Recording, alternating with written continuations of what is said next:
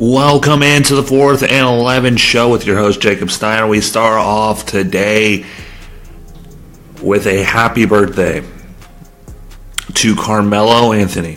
Even though his career has not been the way he probably wants it to be right now, maybe looking at China to be the next player, great player over there. But Carmelo Anthony, he is up there. And a great way of being a maybe Hall of Famer. The game just changed on him so quickly. They didn't need an ISO player like him.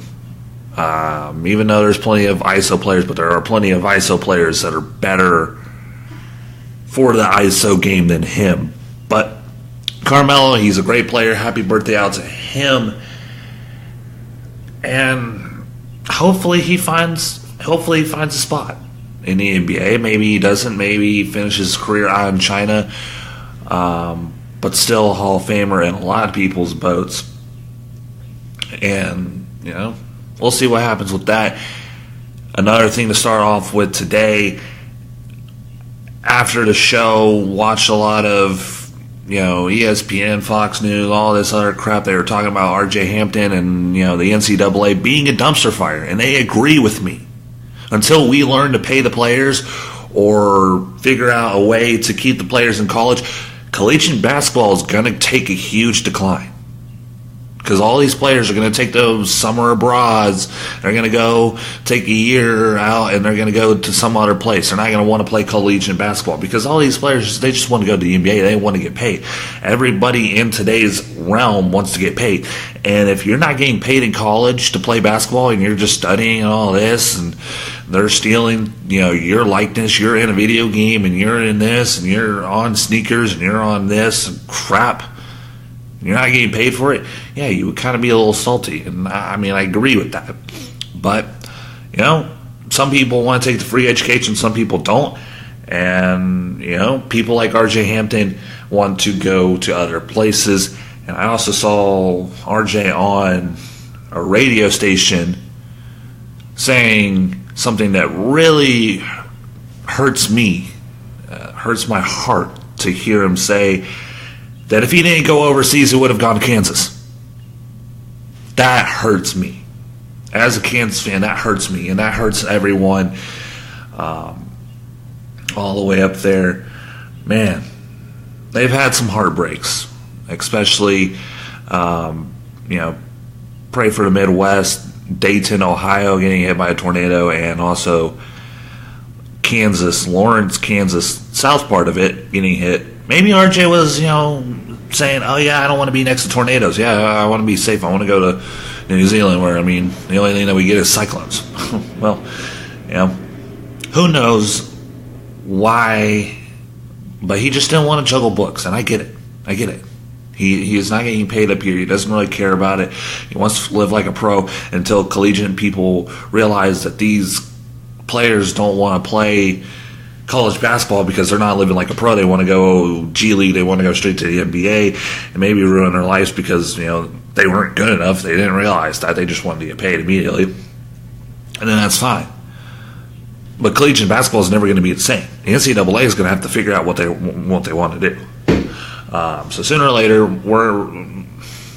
there's going to be a whole load of topics over the next few years to get on that. So another system that's breaking, the Lakers system that's breaking, Magic Johnson went on ESPN yesterday with Stephen A. Smith, talked about all the failures inside the Lakers organization, and it was pretty funny because you look at the Lakers have been known to be the second best franchise to ever be in the NBA since the start of the NBA. They are the second best franchise behind the Celtics because, the Celtics are still winning. They were trash for like 2 years, and then now they're winning. The Lakers have not been to the playoffs in 6 years. Maybe could be 7. Maybe could be 8. And not a lot of people look like they want to go to LA. Jimmy Butler might stay in Philly. Or he might go to Clippers. Kawhi, if he wins the NBA Finals, he might stay in Toronto. Or he might go to LA. It's a downright mess down there in LA. And the mess needs to be cleaned up because they didn't make the playoffs with LeBron James. LeBron James is LeBron James. LeBron James is the second greatest player in the NBA, or maybe the first greatest player, or first, whatever, best player in the NBA ever. And in the long run, it depends who you're really talking to. I think he's the second best player. He's a great player, no doubt. And you can't win with LeBron James, Kyle Kuzma, Brandon Ingram, Michael Beasley, Rajon Rondo, Lance Stevenson. I mean, you can't even get the 8 seed in the playoffs. I thought they were going to get the 7, maybe 8 seed in the playoffs, but no. They're sitting there in the on the couch just watching the NBA playoffs since round 1. And LeBron James doesn't seem like he's taking any effect to it. Maybe he knows what's going to happen. But the fact that LeBron James and the Lakers did not make the playoffs make you question a lot, and make you question the Lakers if there's something down there, and there is something down there. They're getting to the bottom of this. They're trying to fix the Lakers organization just by spreading out in the news of how bad they are. So, they can get to the bottom of who's the real source of this. Rob Pelinka, Jeannie Buss, I don't really care who's the problem of this. LeBron's agent. I mean, who's the real problem of this? Who's the real source of why the Lakers can't make the playoffs over the last 6 seasons? Why they can't hit on a draft pick, and why they listen to LeVar Ball to pick Lonzo Ball, who Lonzo Ball is not a bad player, but you don't, if you went back to that draft and you knew what was going to happen, you would not waste your second pick on Lonzo Ball. You would waste a late first rounder or second rounder on him, but you would never waste your number 2 pick on him. You had other guys in the draft to pick. But the Lakers chose to pick Lonzo Ball, and yet he has not shown up. Maybe he can figure out his jump shot. Maybe he can figure out everything else. He can dribble. He can pass. But he's a liability on the offensive end when LeBron James has the ball, because he's not a catch-and-shoot person. He needs to have the ball, and that's a huge problem because LeBron James needs to have the ball. He's not really a catch-and-shoot person. So LeBron James and the Lakers, I'm not going to put LeBron James as the centerpiece. The whole Lakers organization needs to get their crap together. And LeBron James is not going to go he's talking to free agents. He's talking to all these people, because NBA players, they got all the phone numbers together. He's hitting up Jimmy Butler and all these other guys. He's like, hey, come play with me. We'll win a championship. But he's not going when, the team goes out there to talk to the free agents. He's not going with them because he wants to stay far away from the moves as possible. Because he doesn't want to be known as the GM. Because that's why people don't want to be with him, is because they think he's the GM. They think he's the guy that trades them. And if you don't play well with LeBron James and you don't make him smile and you don't make him laugh in the clubhouse, he's trading you. You're like, you're a terrible person. You're traded. Blah, blah, blah. No, LeBron James is a good person. I don't think he had anything to do with the Anthony Davis trade. I think the whole factor of, Anthony Davis wanted to leave, and Rich Paul was his agent, and he wanted him to go to LA. That was a huge problem. And LeBron James was like, I want to play with Anthony Davis, but do I care, who we trade? No. It's a business. It's a business. You're going to have to trade someone. You're going to have to get rid of, a great player or a good player or one of your best friends. Kyle Lowry realized that this year. And to get to the NBA Finals, you're going to have to get rid of your best player or your best friend. DeMar DeRozan, he's gone because, they got Kawhi Leonard. That's how you get to the NBA Finals. You make a big, huge move, and you get over that hump. And LeBron James realizes that. He's been in there for a while. He realizes that's business. He's got to do things to win games and all this. And I mean, I don't think he really has. I mean, yeah, he can walk into the room and be like, "Hey, I want this guy." Try to go get him. But I don't think he's sitting there in the room saying, "Who you think we can get rid of Brandon Ingram? Yeah. You think we can get rid of Lonzo Ball? Yeah." I mean, I really don't think he's in the room. I don't really see a player in the NBA this day taking control of that. And if I was a GM of the NBA and I had a superstar like LeBron James coming into me and telling me what to do with my job, I would feel like I can't do my job on my own if I'm calling for LeBron James' help on figuring out who I want. If I'm asking LeBron James to recruit players, be like, yeah, hey, if you want to, tell people to, come here, then go ahead. Tell superstars to come here. And I'll see what we can do. I will make the final decision. And if you don't like that, well, I will trade you. Because the GM, Rob Pelinka, or the GM, Daryl Morey, or Sam Presti, or whoever it is, they have to have final decision. They cannot be talking with players on their team and just like great players and they're letting them run the team, because it looks bad.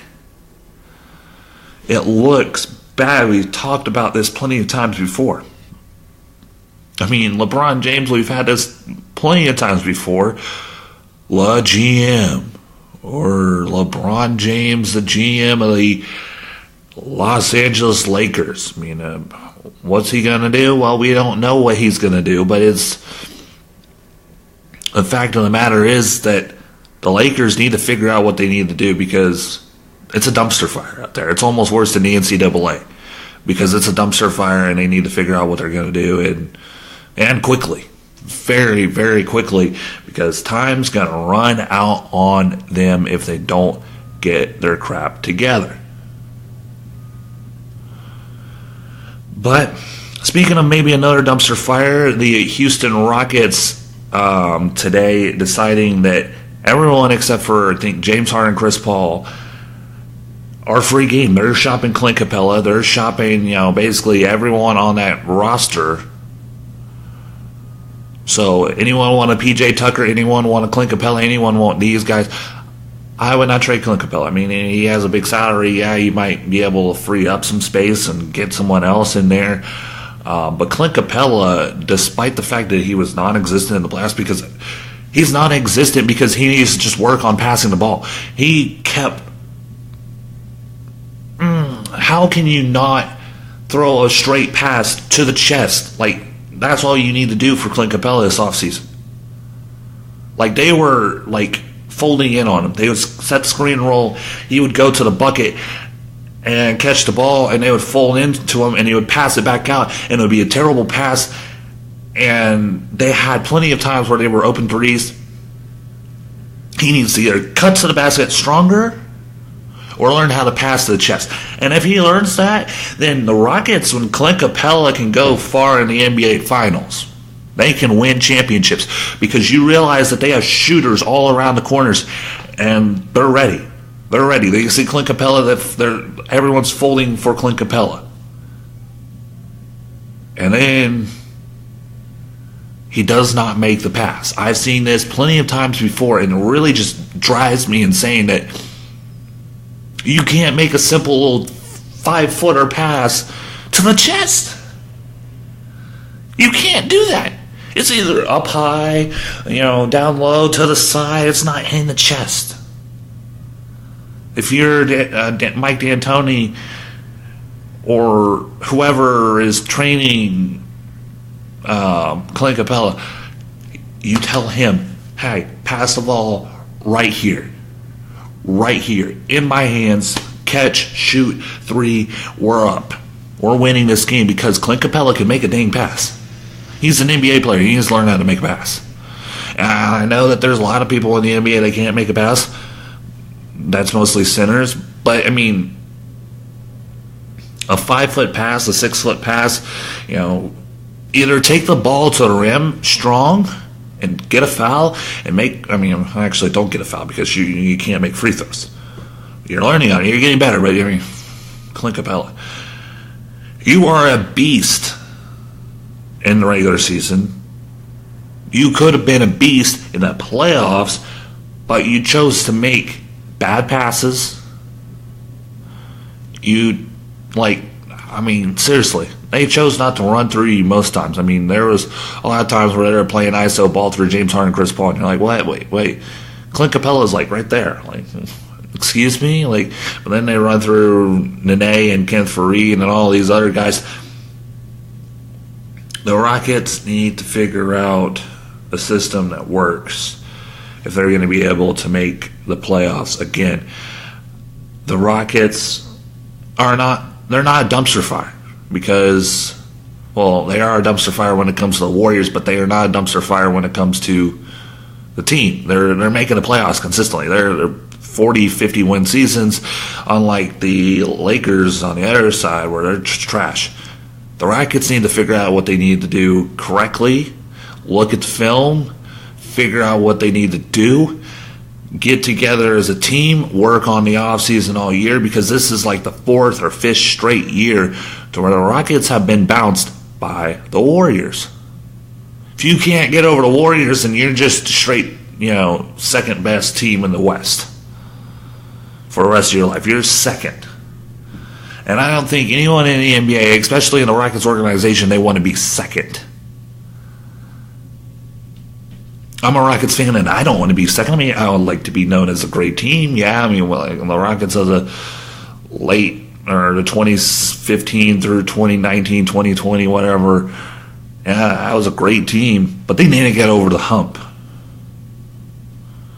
And they need to figure out what that hump is. And that's the Warriors, actually. That hump is the Warriors, and they need to get over that hump.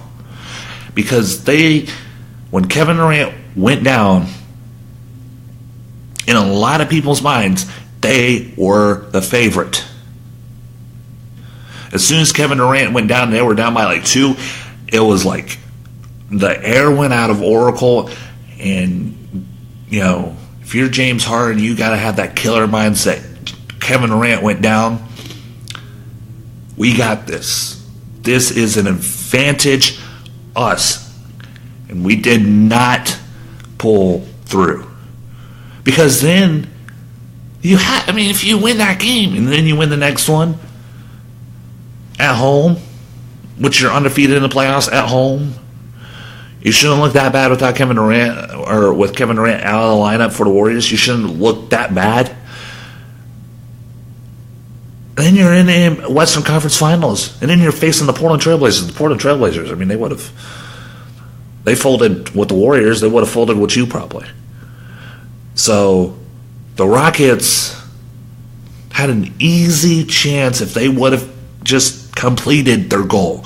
They would have taken advantage of the easy opportunity that was in front of them. They would have won. We would have been talking about the Raptors and the Rockets in the NBA Finals. But yet we're talking about the Warriors and the Raptors in the Finals, which, by the way, is tomorrow. That game, a lot of people giving the Warriors an easy run for another championship. Kevin Durant will go to the New York Knicks with another ring on his finger. Yeah, woo, yeah. So, as we now pull into it, it's media day for the Raptors and the Warriors. Really no news out right now while I'm doing the show, but maybe out later as soon as I finish, phone's going to be buzzing. Oh, yeah, Steph Curry said this. Kawhi Leonard said this. But as I talked about, Kawhi Leonard and the Raptors need to win Game 1 or Game 2. They can't win Game 5 and Game 7. Well, they can win Game 5 maybe. But when you win Game 5, that means that you're going to try to go for Game 7. Because the Warriors, if if you win Game 5, they're like most likely going to win Game 6. Like, oh shoot, But you also got to win on your home floor. You cannot let them beat you on your home floor. If you take one away from home, then or one away from them at their home place, hey, all you got to do is just finish the series out at home. That's all you got to do. And you're good. You're solid. It's a 6-game series. You're not going into 7. And you've won the NBA Finals. But the Raptors need Marc Gasol and Kyle Lowry to be able to play good basketball if they're going to beat the Warriors. Because Kevin Durant will travel with the team to Toronto. Don't know if he's a for sure thing of playing. DeMarcus Cousins will come later in this series as well. So you got to win early on in this series if you're going to be able to win, because Kevin Durant, first off, he's like a 40-point monster right there. DeMarcus Cousins, he's another 20, 30 guy. They've already had Steph Curry and Klay Thompson. That's another 20, 30 guys. So that team is just, they're starting 5. If you get them in a foul trouble, maybe you can win. But, I mean, it's still doubtful. Because they have 5 guys that they can just, roll through and score buckets with. So the Raptors have to win early and early on if they're going to be able to win this series. But also the Raptors do have Kawhi Leonard, so they have a better defender on Kevin Durant when he does come back. But Marc Gasol over to DeMarcus Cousins, I mean, it's an easy favorite right now. Marc Gasol earlier in his career, maybe we would choose, it'd be an even battle. Because Marc Gasol was a beast on the defensive end when he was younger. Now he's a little slower, but I mean, he's still a factor. But this is the reason the Raptors need to win early. They don't want to see DeMarcus Cousins and Kevin Durant come back in the NBA Finals and take over the series. They need to win early and often. So we'll see what happens with that. As we move on to the NHL real quick, Boston and the Blues. That's a team that I was thinking about. I'm forgetting a lot of stuff lately. The Boston Bruins and the St. Louis Blues get on their way for Game 2 on tonight after taking a time off yesterday. They will, I don't know what they will do. It's going to be probably an even series. I don't expect the Blues to go and get swept. The Blues are a very strong team, so I mean, I know that because they beat the Stars, sadly. But it'll be interesting to see that as the Stanley Cup Finals continue on to tonight and on to Friday as well. So that actually might be good. You get the NBA Finals one day, and then the Stanley Cup Finals the next day, and then the NBA Finals the next day, and then the Stanley Cup Finals the next day. Can we keep that up, please? TV networks, can we keep that up? Because then I will only have to be talking about, we can talk about the game recap of the last game, and then we talk about the future game in the NBA Finals or the Stanley Cup Finals. That would be pretty nice. Can we keep that up? Just keep that schedule up. Each and every other day is a game in the finals. But a game that's always on, baseball, every single game except for the All-Star game and our All-Star weekend, every day is a new game. Your team might not be playing every single day, but every day there's a game on. And Derek Dietrich, pretty sure I know it's Dietrich. But he plays for the Cincinnati Reds. You might not know about him because the Reds are absolutely not that great. They're starting to come alive, but they're not that great. 3 home runs last night. A huge hurrah for the man. I mean, what a good pickup by the Cincinnati Reds. 3 home runs in the 11-6 final for the Pirates and the Reds. The Reds, they moved to 26-29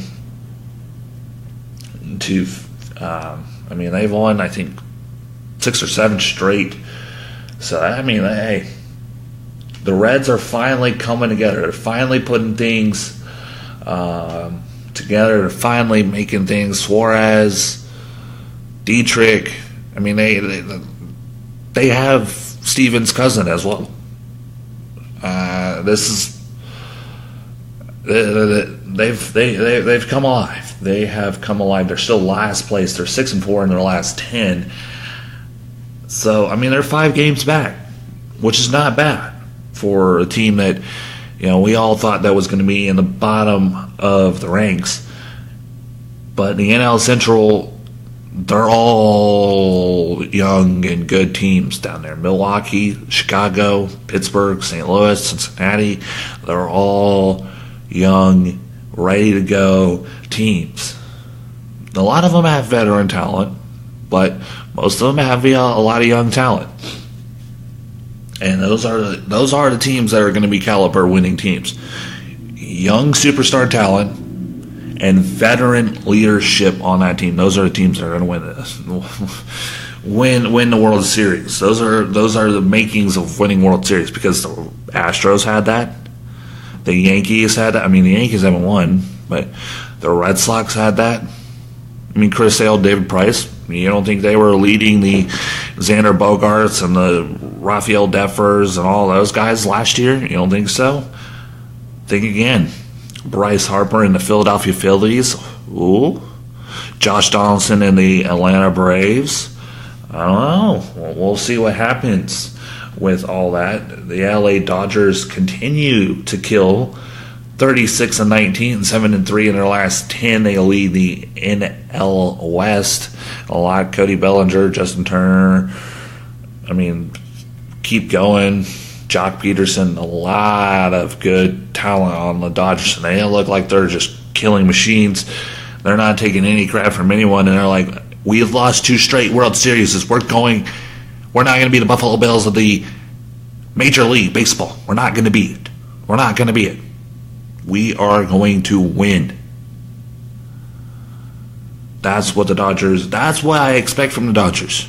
As a franchise, the Dodgers, going back all the way to the days of the Brooklyn Dodgers, they've been a historic franchise. And you don't want to be branded as the Buffalo Bills of the Major League. No one wants to be the Buffalo Bills of the NBA or the NHL or the MLS. They don't want to be that. They want to be away from losing 3 or 4 straight World Series appearances or Stanley Cup appearances or NBA Final appearances or Super Bowl appearances. It doesn't matter what sport you're in. They don't want to be part of that. They're a great team, but they never got over the hump. We're talking about that today. The great teams that don't go over the hump. And the Dodgers, that's their hump. Get over the AL teams. Maybe they just need to move divisions and go to the AL and start training themselves against the AL teams.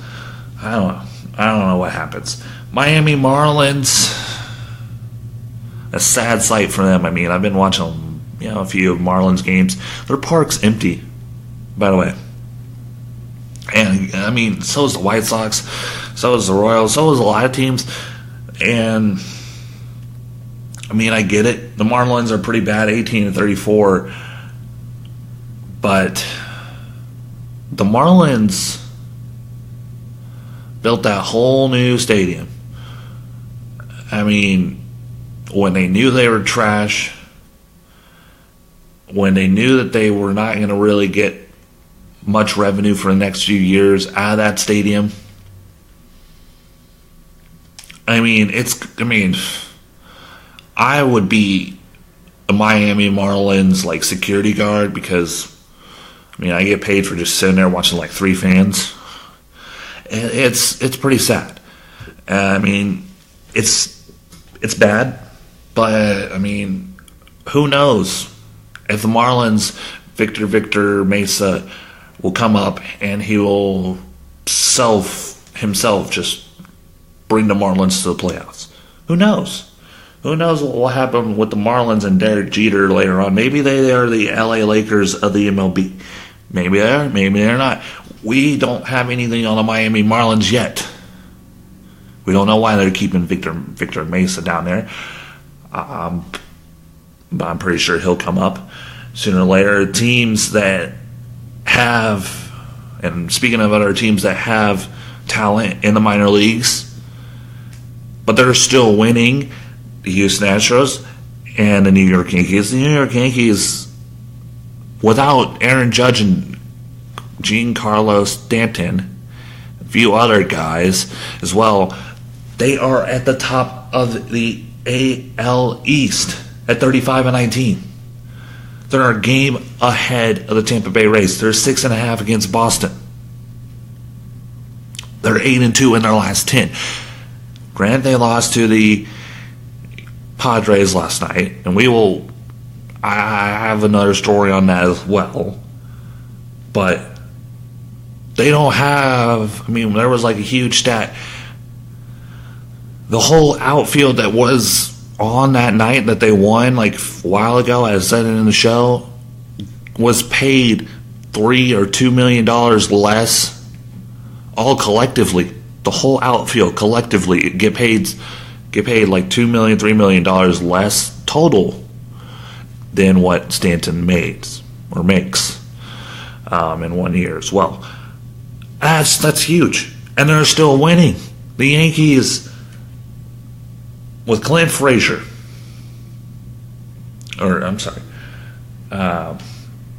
with Clint Frazier, Aaron Hicks, Brett Gardner, have still been able to hold that outfield together without Aaron Judge and Stanton.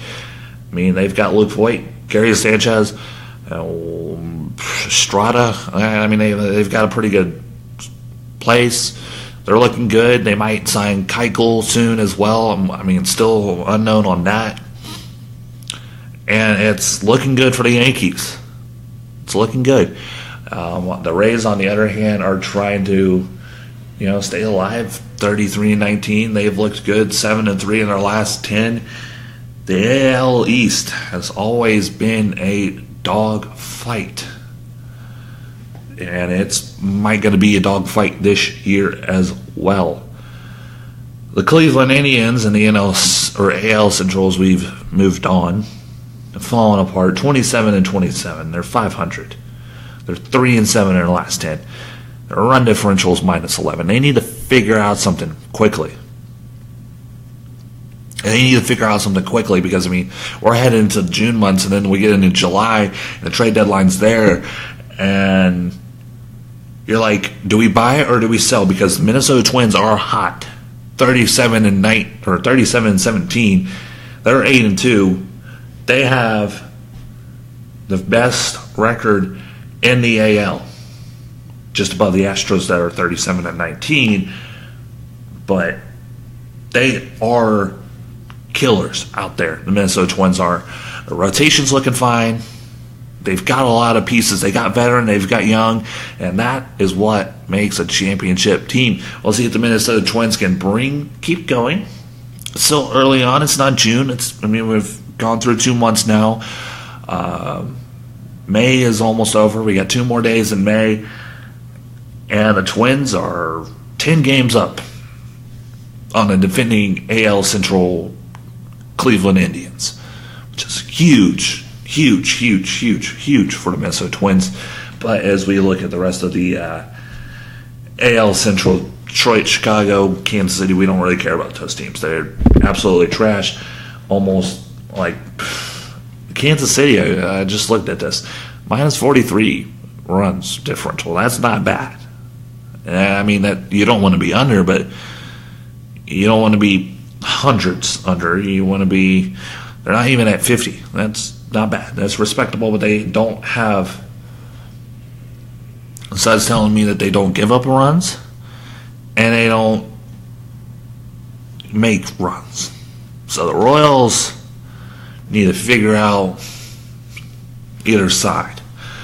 But they're 18-36. They are far down the ladder in that division. As we move into the AL West, the Astros are another team that have completely lost a lot of people as of late. I mean, Carlos Correa, he's going out for 4 to 6 weeks. Jose Altuve, we don't really know his timetable of coming back. Lance McCullers, we all know he's been gone. I mean, they've got a few pieces in there. George Springer, he could be gone for a little bit. Don't really know timetable on that. He's on the 10-day DL right now, I think. But the Houston Astros keep winning without their best players. And we're talking about Stubbs, who was 2 for 2, and then I think he fell off. He's a .500 batter in his first game. I mean, holy crap. The man is 2 for 2. He had an RBI. He had 2 hits. I mean, all you can say for your first at-bat, it goes into the outfield and it's a double, and you are sitting on second base, happy as can be. That's what we want. That's what we want. We want, as an Astros fan, we want our young guys to keep coming up and producing. Derek Fisher, he's another guy. 2 runs, 1 hit, 1 RBI, and he had a walk as well. I mean, he's a good prospect. Kyle Tucker's a good prospect. Yordan Alvarez is a good prospect. Forrest Whitley, he's a good prospect as well. The Astros have prospects down there ready and waiting to come up and fill these spots of players that might leave, like Yuli Gurriel, Jose Altuve, George Springer, all these other guys like Marwin Gonzalez. Last year, I was like, well, you know, Marwin Gonzalez, he's a utility player. We don't really know what we're going to do without him. They found that spot with Michael Brantley. They found that spot with, you know, Derek Fisher, Stubbs. They found, you know, pieces to fill that spot. And the Astros have looked good. They've looked good as of late. They beat the top NL Central team, the Chicago Cubs, last night 9-6. And it's a huge win if you're an Astros fan. It's a huge, you know, time to see 2 teams, the Yankees and the Astros, have injuries left and right and still be able to be at the top. But I want to get into this real quick. As a sports commentator, I don't really, not yet, maybe down the line, call sports games. Sit there and say, you know, welcome to Minute Maid Park or whatever, and, you know, talk about a sports game, covering it as it's happening. And these sports commentators are getting a little too out of control.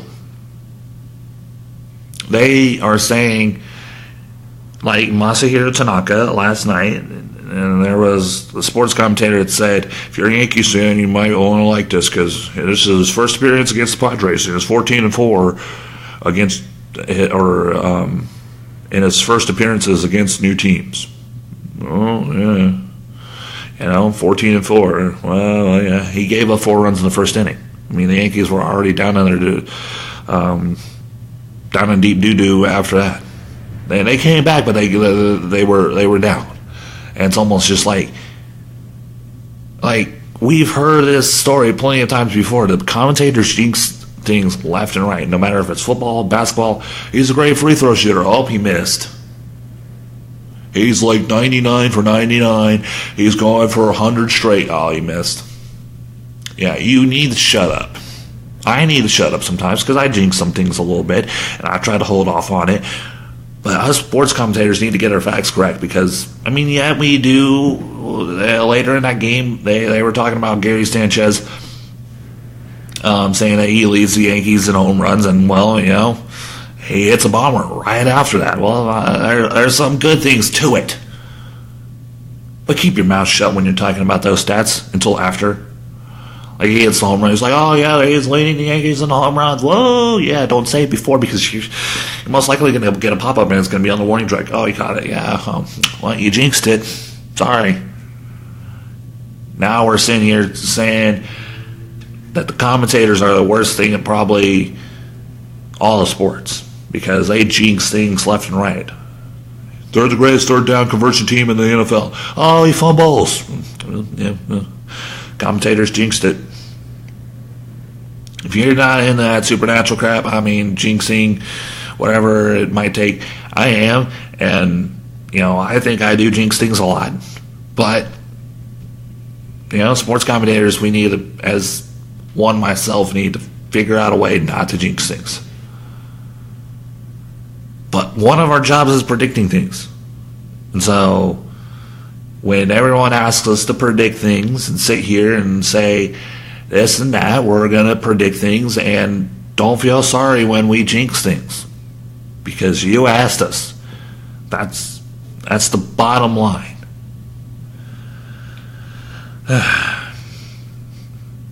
It's funny, but it's also kind of sad that we as sports commentators are labeled as one of probably the worst things to ever happen, even though some people like to listen to us because we give data on a lot of different sports and we keep you up to date with a lot of different things that maybe you couldn't have done yourself because you were at work or this and that, and yet we are labeled as jinxers.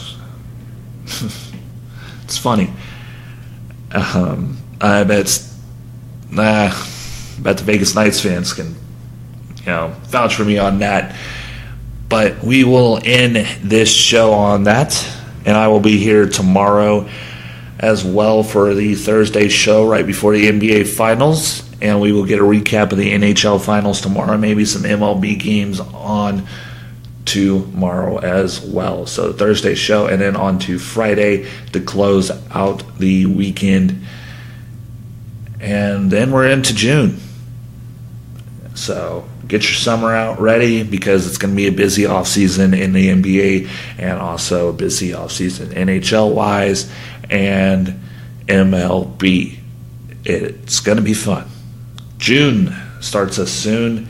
This has been the 4th and 11th show. I am your host, Jacob Steiner, signing off.